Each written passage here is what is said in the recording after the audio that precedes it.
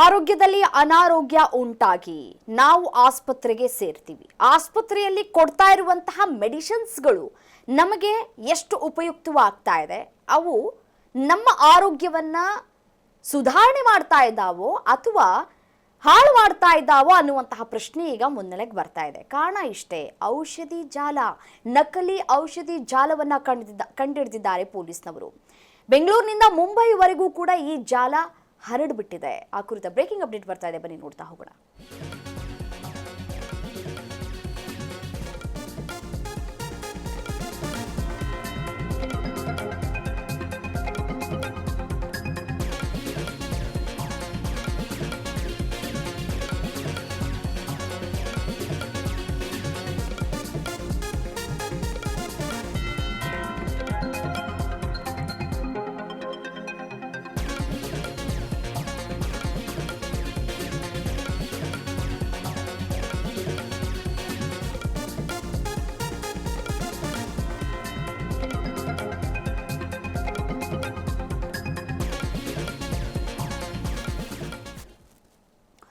ನಕಲಿ ಔಷಧಿಗಳ ಪತ್ತೆ ಬೆನ್ನಲ್ಲೇ ಇದೀಗ ರಾಜ್ಯ ಸರ್ಕಾರ ಎಚ್ಚೆತ್ತುಕೊಂಡಿದೆ. ಎಲ್ಲಾ ಬಗೆಯ ಔಷಧಿಗಳ ಗುಣಮಟ್ಟ ಪರಿಶೀಲನೆಗೆ ನಿರ್ದೇಶನವನ್ನ ಕೂಡ ನೀಡಲಾಗಿದೆ.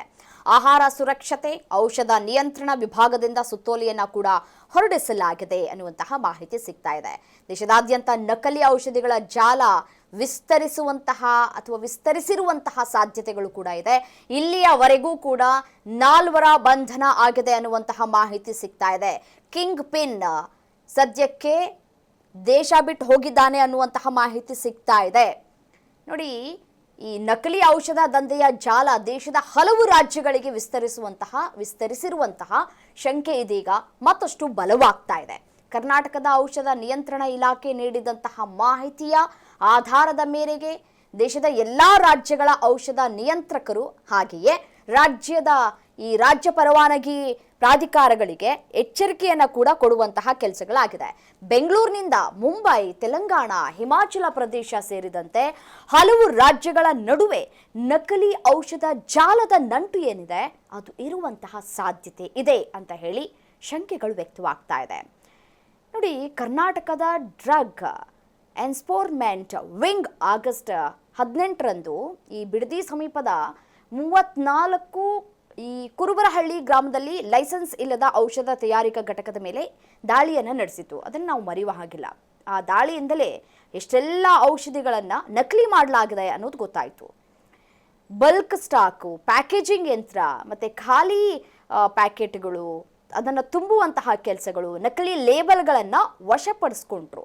ಈ ವಶಪಡಿಸ್ಕೊಂಡಂತಹ ವಸ್ತುಗಳ ಒಟ್ಟು ಅಂದಾಜು ಮೌಲ್ಯ 5,49,500 ಅನ್ನೋದು ಗೊತ್ತಾಗ್ತಾ ಇದೆ.